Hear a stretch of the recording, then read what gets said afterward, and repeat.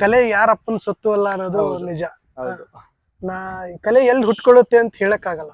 ಓ ಹೃದಯ, ಓ ಹೃದಯ, ಇದು ನ್ಯಾಯನ, ಪ್ರೀತಿಗೆ ವಿಷ ಅನ್ನೋ ಬಹುಮಾನನ. ಒಂದು ವಿಡಿಯೋ ವೈರಲ್ ಆಗತ್ತೆ, ಹಾ.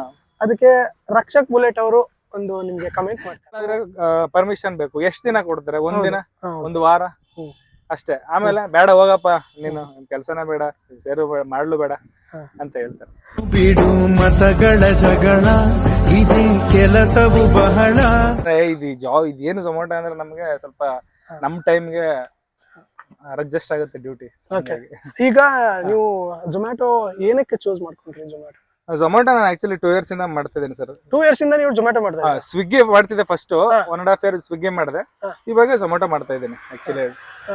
ಝೊಮ್ಯಾಟೊ ಏನಂದ್ರೆ ಈಗ ಸ್ವಿಗ್ಗಿ ಯಾವುದೇ ಒಂದು ಈಗ ಫುಡ್ ಡೆಲಿವರಿ ಆಪ್ ಗಳು ಏನಿದೆ, ಸ್ವಿಗ್ಗಿ, ಝೊಮ್ಯಾಟೊ, ಬ್ಲಿಂಕಿಟ್, ಮತ್ತೆ ಇನ್ನೇನಿದೆ, ಇನ್ನು ಬೇರೆ ಬೇರೆ ಆಪ್ ಗಳಿದೆ. ಸೊ ಅಲ್ಲೆಲ್ಲ ಎಲ್ಲರೂ ಟ್ರೈ ಮಾಡಿಲ್ಲ. ಆಕ್ಚುಲಿ ಮಾಡಿರೋದು ಸ್ವಿಗ್ಗಿ, ಈಗ ಝೊಮ್ಯಾಟೊ ಮಾಡ್ತಿರೋದು. ಯಾಕಂದ್ರೆ ಎಂಪ್ಲಾಯಿಗಳು ಜಾಸ್ತಿ ಆಗ್ಬಿಟ್ಟಿದಾರೆ, ಹಂಗಾಗಿ ಸರಿಯಾಗಿ ಆರ್ಡರ್ ಕೊಡಲ್ಲ, ವೆಯ್ಟ್ ಮಾಡಿಸ್ತಾನೆ. ಸಂಡೇ ಸಾಟರ್ಡೇನು ಒಂದ್ಸರಿ ಕೊಡಲ್ಲ, ಚೆನ್ನಾಗಿ ಕೊಡ್ತಾನೆ, ಒಂದ್ಸರಿ ಕೊಡಲ್ಲ. ಅಂದ್ರೆ ಓಕೆ, ಸದ್ಯಕ್ಕೆ ನಾವಿರೋ ಸಿಚುವೇಶನ್ಗೆ ಸೊ ಇದು ನಮ್ಗೆ ಅಡ್ಜಸ್ಟ್ ಇದೆ ವರ್ಕ್. ಈಗ ನಾವೆಲ್ಲ ಒಂದು ಕಂಪ್ನಿಗೆ ಸೇರ್ಕೊಂಡು ಒಂದ್ 20,000 ರೂಪಾಯಿ ಸಂಬಳಕ್ಕೆ ತಿಂಗಳ ಪೂರ್ತಿ ಅಲ್ಲೇ ದುಡ್ಕೊಂಡಿರ್ಬೇಕು. ನಮ್ಗೆ ಈ ಫೀಲ್ಡ್ ಏನಿದೆ, ಈ ಫೀಲ್ಡ್ ಬಿಡಕ್ ಆಗಲ್ಲ. ಈ ಫೀಲ್ಡ್ ನಾವು ಮ್ಯಾನೇಜ್ ಮಾಡ್ಬೇಕು. ಸೊ ಇದ್ರ ಜೊತೆಗೆ ನಾವು ವರ್ಕು ಮಾಡ್ಬೇಕು. ಸೊ ಹಾಗಾಗಿ ನನಗೆ ಝೊಮ್ಯಾಟೊ ಇದು ಫುಡ್ ಡೆಲಿವರಿ ಏನಿದೆ, ಇದೊಂದು ಕಂಫರ್ಟೇಬಲ್ ವರ್ಕ್. ಆರಾಮಾಗಿ ಡ್ಯೂಟಿ ಮಾಡ್ಕೊಂಡು ಸಾಂಗ್ ಕೇಳ್ಕೊಂಡು ನಮ್ ಪ್ರಾಕ್ಟೀಸ್, ನಮ್ಗೆ ಯಾವಾಗ ಬೇಕಾದ್ರೆ ಡ್ಯೂಟಿ ಆನ್ ಮಾಡ್ಕೊಂಡು ಬುಕ್ ಮಾಡ್ಕೊಂಡು ವರ್ಕ್ ಮಾಡ್ತೀವಿ. ಸೊ ಬೇಜಾರಾಯ್ತು, ಅದು ಪ್ರೋಗ್ರಾಮ್ ಇತ್ತು, ಇನ್ನೊಂದೇನೋ ಸಣ್ಣ ಪುಟ್ಟ ರೆಕಾರ್ಡಿಂಗ್ ಇತ್ತು, ಟೈಮ್ ಬೇಕು, ಡ್ಯೂಟಿ ಆಫ್ ಮಾಡ್ಕೊಂಡು ಆರಾಮಾಗಿ ಹೋಗ್ಬೋದು. ಕಂಪ್ನಿಗಳಲ್ಲಾದ್ರೆ ಪರ್ಮಿಷನ್ ಬೇಕು. ಎಷ್ಟ್ ದಿನ ಕೊಡ್ತಾರೆ? ಒಂದಿನ, ಒಂದು ವಾರ ಅಷ್ಟೇ. ಆಮೇಲೆ ಬೇಡ ಹೋಗಪ್ಪ ನೀನು, ಕೆಲ್ಸನ ಬೇಡ, ಸೇರು ಮಾಡ್ಲು ಬೇಡ ಅಂತ ಹೇಳ್ತಾರೆ. ಓಕೆ ಸ್ನೇಹಿತರೆ, ನೋಡಿ, ಈ ಝೊಮ್ಯಾಟೊ, ಸ್ವಿಗ್ಗಿ ಅಥವಾ ಯಾವ್ದೋ ಡೆಲಿವರಿ ಜಾಬ್ ಮಾಡೋದ್ರಿಂದ ಎಷ್ಟೆಲ್ಲ ಯೂಸ್ ಇದೆ ನೋಡಿ. ಅಂದ್ರೆ ನಮ್ಗೆ ಕಂಫರ್ಟೇಬಲ್, ಯಾವ ಟೈಮ್ ಅಂದ್ರೆ ನಮ್ಗೆ ಏನಾದ್ರು ಬೇಕಾದ್ರೆ ಆಫ್ ಮಾಡ್ಕೊ ಹೋಗು. ಹೌದು. ಓಕೆ, ಇವಾಗ ಅದೇ ರೀತಿ ನೀವು ಇದ್ರಲ್ಲಿ ಇನ್ಸ್ಟಾಗ್ರಾಮ್ ಸಾಂಗ್ ಹಾಡಕ್ ಸ್ಟಾರ್ಟ್ ಮಾಡಿದ್ರಿ. ಫಸ್ಟ್ ಹಾಡಬೇಕಾದ್ರೆ ಏನಾದ್ರು ಅನಿಸ್ತಾ, ಅಂದ್ರೆ ಇದ್ರಲ್ಲಿ ಹಾಡ್ಬೇಕಲ್ಲ ಅಂತ ಹೇಳ್ಬಿಟ್ಟು, ಇಲ್ಲ ಅಂದ್ರೆ ಝೊಮ್ಯಾಟೊ ಟಿ ಶರ್ಟ್ ಬ್ಯಾಗ್ ಇದನ್ನ ಹಾಕೊಂಡ್ ಹಾಡ್ಬೇಕಲ್ಲ ಅಂತ ಹೇಳಿ? ಅಂದ್ರೆ ಫಸ್ಟ್ ಅನ್ನಿಸ್ತು, ಬಟ್ ಏನು ಇದೇನೋ ಇಂತ ಅವಮಾನ ಕೆಲಸ ಏನಿಲ್ಲ. ಝೊಮ್ಯಾಟೊ ಅನ್ನೋದು ಎಷ್ಟೋ ಜನ ಇವತ್ತು ಬೆಂಗಳೂರಲ್ಲಿ ಈ ಅಪಾರ್ಟ್ಮೆಂಟ್ ಗಳು ಏನಿದೆ ಅಫಿಷಿಯಲ್ ಆಗಿ IT BT ಕಂಪ್ನಿ ಅವ್ರಿಗೆ ಝೊಮ್ಯಾಟೊ, ಸ್ವಿಗ್ಗಿ ಫುಡ್ ಡೆಲಿವರಿ ಮಾಡೋರು ಎಷ್ಟು ಅವಶ್ಯಕತೆ ಇದೆ ಅಂದ್ರೆ ಇವತ್ತು ಬೆಂಗಳೂರಲ್ಲಿ ಬಹಳಷ್ಟು ಇದೆ. ನಾನೇ ನೋಡ್ತೀನಲ್ಲ, ಝೊಮ್ಯಾಟೊ, ಸ್ವಿಗ್ಗಿ ಫುಡ್ ಡೆಲಿವರಿ ಮಾಡೋರ್ಗೆ ಅಷ್ಟೇ ರೆಸ್ಪೆಕ್ಟ್ ಕೊಡ್ಬೇಕು. ಎಷ್ಟೋ ಜನ ಕೊಡಲ್ಲ. ಅವನೇನೋ ಝೊಮ್ಯಾಟೊ ಡೆಲಿವರಿ ಮಾಡ್ತಾರಂತೆ, ಅವೆಲ್ಲ ಏನು ಅನ್ನೋ ತರ ಹೇಳಿದೀವಿ ಬಹಳ. ಆದ್ರೆ ಬೆಂಗಳೂರಲ್ಲಿ ಫುಡ್ ಡೆಲಿವರಿ ಅವ್ರಿಗೆ ಬಹಳ ಪ್ರಾಮುಖ್ಯತೆ ಇದೆ. ಎಷ್ಟೋ ಕಾಲೇಜ್ ಸ್ಟೂಡೆಂಟ್ಸ್ ಗಳು ಪಾರ್ಟ್ ಟೈಮ್ ಜಾಬ್ ಮಾಡ್ತಾರೆ, ಫುಲ್ ಟೈಮ್ ಮಾಡೋರು ಇದ್ದಾರೆ. ಇದ್ರಲ್ಲಿ ಒಂದು ಬದುಕು ಕಟ್ಕೊಂಡಿದೆ. ಮತ್ತೆ ನಾನ್ ನೋಡಿದ ಮಟ್ಟಿಗೆ IT BT ಕಂಪ್ನಿ ಅವ್ರ ಮನೆಯಿಂದ ಹೊರಗಡೆಗೆ ಬರಲ್ಲ, ಅಪಾರ್ಟ್ಮೆಂಟ್ ಅಲ್ಲೇ ಇರ್ತಾರೆ. ಅವ್ರಿಗೆ ಫುಡ್ ಕುಂತಲ್ಲೇ ಬರ್ಬೇಕು ಡೋರ್ ಮುಂದೆ. ನಾವು ಅಪಾರ್ಟ್ಮೆಂಟ್ಗೆ ಹೋಗಿ ಅವ್ರದ್ದು ಬ್ಲಾಕ್ ಯಾವ್ದು, ಡೋರ್ ನಂಬರ್ ಯಾವ್ದು ಎಲ್ಲ ತಿಳ್ಕೊಂಡು ಫುಡ್ ತಗೊಂಡೋಗಿ ಡೋರ್ಲಿ ಬೆಲ್ ಮಾಡಿ ಅವ್ರ ಕೈ ಕೊಟ್ಬಿಟ್ಟು ಬರೋ ತನಕ, ಒಂದ್ ಆರ್ಡರ್ ಮಾಡೋ ತನಕ, ಇಲ್ಲಾಂದ್ರೆ ½ an hour ಹೋಗ್ಬಿಡುತ್ತೆ ಅಲ್ಲೇ ಒಂದು ಆರ್ಡರ್ ಕಂಪ್ಲೀಟ್ ಮಾಡಕ್ಕೆ. ಸೊ ಆ ತರ ಇದೆ, ಕಷ್ಟ ಇಲ್ಲದೆ ಯಾವ್ದು ಇಲ್ಲ. ಬಟ್ ಡೆಲಿವರಿ ಅಂದ್ರೆ ಸ್ವಲ್ಪ ರಿಸ್ಕ್. ಆಮೇಲೆ ಮಳೆ ಇರುತ್ತೆ, ಮಳೆಲೂ ನಾವು ನೀಟಾಗಿ ಫುಡ್ ಡೆಲಿವರಿ ಮಾಡ್ಬೇಕು. ಮತ್ತೆ ಒಂದು ಡ್ಯಾಮೇಜ್ ಆದ್ರೂ ಹಿಂಸೆ, ಅದನ್ನ ಮತ್ತೆ ಕವರ್ ಮಾಡ್ಕೊಂಡು ಕಂಪ್ಲೇಂಟ್ ಮಾಡಿ ಅದನ್ನೆಲ್ಲ ಕಸ್ಟಮರ್ಗೆ ಹೇಳಿ ರೆಸ್ಪಾನ್ಸ್ ಮಾಡಿ ಎಲ್ಲ ಬಹಳ ಹಿಂಸೆ ಇದೆ. ಮತ್ತೆ ಟ್ರಾಫಿಕ್, ಈ ಬೆಂಗಳೂರು ಮೊದ್ಲೇ ಒಂದು ಫುಲ್ ದೊಡ್ಡ ಟ್ರಾಫಿಕ್ ಸಮುದ್ರ ಇದ್ದಂಗೆ.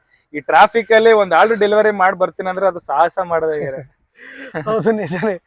ಈಗ ಅದ್ರ ಜೊತೆಗೆ ಇನ್ನೊಂದಂದ್ರೆ, ಇಷ್ಟೆಲ್ಲ ಕಷ್ಟ ಪಡ್ತೀರಾ, ಇಷ್ಟೆಲ್ಲ ಮಾಡ್ತೀರಾ, ಬಟ್ ಒಂದ್ ಕಡೆ ಅನ್ಸುತ್ತಾ ನಿಮ್ಗೆ, ನಮ್ ಡೆಲಿವರಿ ಪಾರ್ಟ್ನರ್ ಯಾರೆಲ್ಲ, ಡೆಲಿವರಿ ಜಾಬ್ ಯಾರು ಮಾಡ್ತಾರೆ, ಡೆಲಿವರಿ ಹುಡುಗರು ಯಾರಿದ್ದಾರೆ, ಅವ್ರಿಗೊಂದ್ ಸ್ವಲ್ಪ ಮರ್ಯಾದೆ ಕಡಿಮೆ ಅಂತ ಅನ್ಸುತ್ತಾ? ನನ್ಗೆ ಇದೆ, ಕೆಲವು ಕಡಿಮೆ ಇದೆ, ಆತರ ರೆಸ್ಪಾನ್ಸ್ ಮಾಡೋರು ಕಡಿಮೆ ಇದೆ. ಬಟ್ ಲಾಕ್ ಡೌನ್ ಅಲ್ಲಿ ಫುಡ್ ಡೆಲಿವರಿ ಮಾಡೋರಿಗೆ ಎಷ್ಟು ಡಿಮ್ಯಾಂಡ್ ಇತ್ತು ಅಂದ್ರೆ, ಅದು ಆಕ್ಚುಲಿ ನೀವು ಮಾಡ್ತಿದ್ರಿ ಅಂತ ಹೇಳಿದ್ರೆ ನಿಮ್ಗೂ ಗೊತ್ತಿದೆ ಅದು. ಆಕ್ಚುಲಿ ಫುಡ್ ಡೆಲಿವರಿಗೆ ಅವಾಗ ಇವತ್ತು ಇದೆ, ಎಲ್ಲರೂ ಅದೇ ತರ ವ್ಯಕ್ತಿಗಳು ಇರಲ್ಲ, ರೆಸ್ಪಾನ್ಸ್ ಚೆನ್ನಾಗಿ ಮಾಡೋರು ಇದಾರೆ. ಕೆಲವರು ಓಕೆ, ಏನ್ ಮಾಡ್ತಾರೆ, ಎಲ್ಲ ದುಡ್ಡಿನ ಮಹಿಮೆ. ಹಾಗಾಗಿ ಈ ನಾವ್ ಯಾವ್ದೇ ಕೆಲಸ ಮಾಡ್ಲಿ, ಒಂದು ಚಪ್ಪಲಿ ಹೊಲಿಯೋ ಕೆಲಸ ಆದ್ರೂ ನಾವು ಯಾವ್ದೇ ಕೆಲಸ ಮಾಡೋದ್ರಿಂದ ಅನ್ನ ತಿಂತೀವಲ್ಲ, ಅದ್ ಯಾವತ್ತೂ ನಾವು ಆ ಕೆಲ್ಸಕ್ಕೆ ಗೌರವ ಕೊಡ್ಲೇಬೇಕಾಗತ್ತೆ. ಯಾಕಂದ್ರೆ ನಮ್ಮ ಹೊಟ್ಟೆ, ನಾವು ದುಡಿಯೋ ದುಡ್ಡು ನಮ್ದು. ಹಾಗೆ ಹೇಳಕ್ ಇಷ್ಟಪಡ್ತೀನಿ. ಓಕೆ, ಇವಾಗ ನೀವು ಇನ್ಸ್ಟಾಗ್ರಾಮ್ ಅಲ್ಲಿ ಹೈಯೆಸ್ಟ್ ಜಾಸ್ತಿ ಹೋಗಿದೆ ಯಾವ್ದು? ಈಗ ಮುಕುಂದ ಮುರಾರಿ. ಅದಾದ್ಮೇಲೆ ಅದಾದ್ಮೇಲೆ ಇದು ದರ್ಶನ್ ಅವ್ರದ್ದು ಓ ಹೃದಯ ಏ ಹೃದಯ ಆ song. ಒಂದೆರಡು ಸಲ.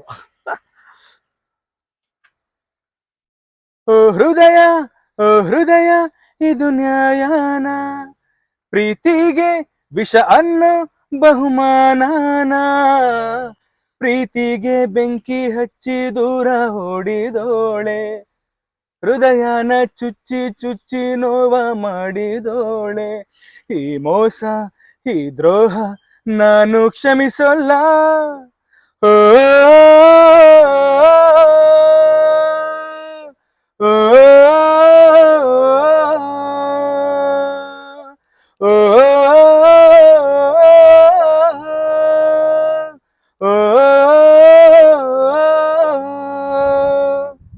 ಓಕೆ, ತುಂಬಾ ಚೆನ್ನಾಗಿತ್ತು ಬ್ರೋ. ಓಕೆ, ಕಲೆ ಯಾರಪ್ಪನ ಸೊತ್ತು ಅಲ್ಲ ಅನ್ನೋದು ಹೌದು. ನಿಜ. ಹೌದು ಈ ಕಲೆ ಎಲ್ಲಿ ಹುಟ್ಕೊಳ್ಳುತ್ತೆ ಅಂತ ಹೇಳಕ್ಕಾಗಲ್ಲ. ಹೌದು ಸರ್, ಹೌದು. ಕಲೆ ಯಾವತ್ತು ಟ್ಯಾಲೆಂಟ್ ಇದ್ದಾನೆ ಯಾವತ್ತು ಬೆಳೆದೇ ಬೆಳಿತಾನೆ. ನಮ್ಮ ಜನಗಳ ಸಪೋರ್ಟ್ ಇದ್ರೆ ಯಾವತ್ತು ಬಡವ್ರ ಮಕ್ಕಳು ಬೆಳೆದೇ ಬೆಳಿತಾರೆ. ಅದಕ್ಕೆ ನಮ್ಮ ಜನಗಳೇ ಸಾಕ್ಷಿ.